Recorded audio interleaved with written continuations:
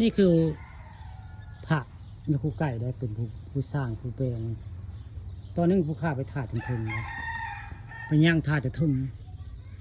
วันนี้มาย่างว่าย่างจาอยู่สักใต้ได้อันนี้ก็แม่ยาคูไก่ได้เลยนี่แม่ยาคูไก่ได้เพิ่นย่างมาดิดในผู้ข้าได้นี่แมวยาคูไก่อันนี้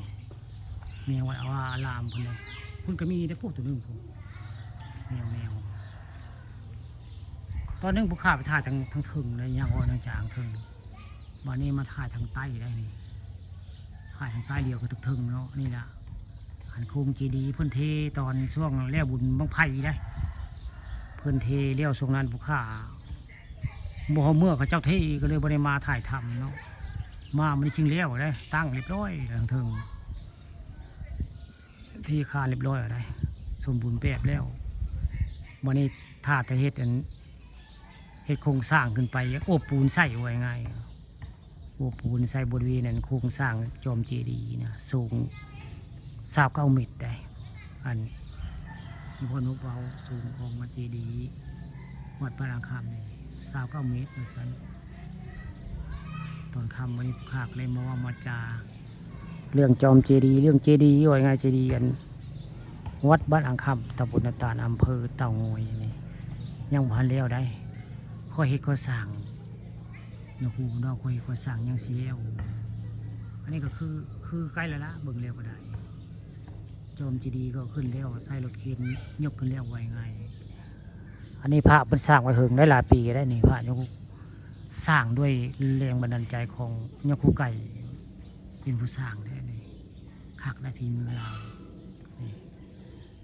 ฝีมือของยาคูยาซาเพิ่นปั้นเองแต่ถามเพิ่นว่าปั้นเองปั้นกับมือแล้วของเรานี่คือกุฏิเพิ่นยาคูไก่นี่เพิ่นนอนนี่กุฏิเพิ่นอยู่นี่ละจับคนไปใส่ดอกบัวเห็นเพิ่นผู้ข้ามาตอนแรกตอนใกล้จะค่ำเนาะมาสิมายุมือท้ามือข้าเจ้าเทแต่บ่จักมือเทไว้ง่ายก็เลยบ่ฮู้อันนี้ก็เจ้าเทแล้วจะได้มาถ่ายทำมาจาเรื่องเจดีย์วัดบ้านอ่างคำตำบลนาตาลรู้สึกว่าเบิ่งแล้วก็คักได้อันพระเจ้าเฮ็ดไว้อันจอมเจดีย์นี่เบิ่งลักษณะแล้วคักได้พระเพิ่นก็งามเลยตัวเลงก็สิข้ามผู้ค่าผ่านคำผสมเนาะเอาเรื่องจริงผ่านจอมาให้เบิ่งเรื่องวัดวาอารามเรื่องเจดีย์ว่าง่ายเจดีย์ยังคุกไก่แต่ว่า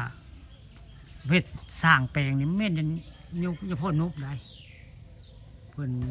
พาหมู่เห็ดว่าง่ายตีแบบตีอย่างก็เป็นเพิ่นละตีแบบนี่ผู้นบได้เป็นผู้ตีว่าง่ายในการพีมือเพิ่นในการน่าจะผู้นบเคยเป็นผู้ละเมามาก่อนได้ก่อนที่มาเป็นผู้สร้างเราเก่งเรื่องโครงสร้างไม่มีไผห้าวแล้วจะผู้นบอยู่พ่อนบนี่คักเราเห็ด